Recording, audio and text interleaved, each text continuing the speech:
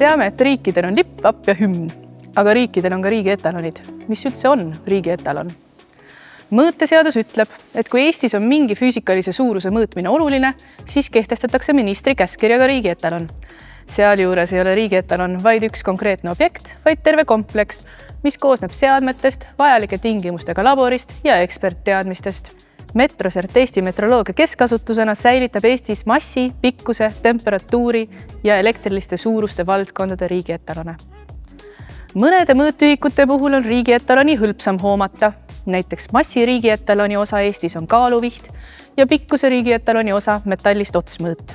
Metroserdis on meil muuseumi nurgas alles isegi Eesti esimene pikkuse riigi etalon. Tegelikult on füüsikaliste suuruste mõõtühikud seotud fundamentaalkonstantidega, mida otseselt käega katsuda ega näha ei saa. Siis tulevadki mängu spetsiaalsed seadmed ja nende kasutamise oskus.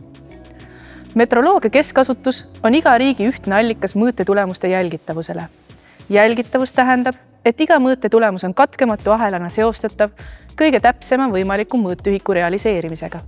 Näiteks, kui ma kaalun poes korrektselt taadeldud kaalul kurki, siis kaalunäit on läbi pika ja katkematu ahela tagasiviidav täpsemate mõõtmisteni maailmas.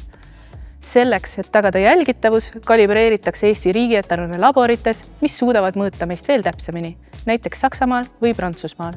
Metroserdi ülesanne metroloogia keskasutusena on riigi etalonide abil kindlustada, et Eestis ellu viidavad mõõtmised on võrreldavad kõigi teiste sama valdkonna mõõtmistega üle kogu maailma. Nii tagame mõõtmiste usaldusväärsuse igal tasandil.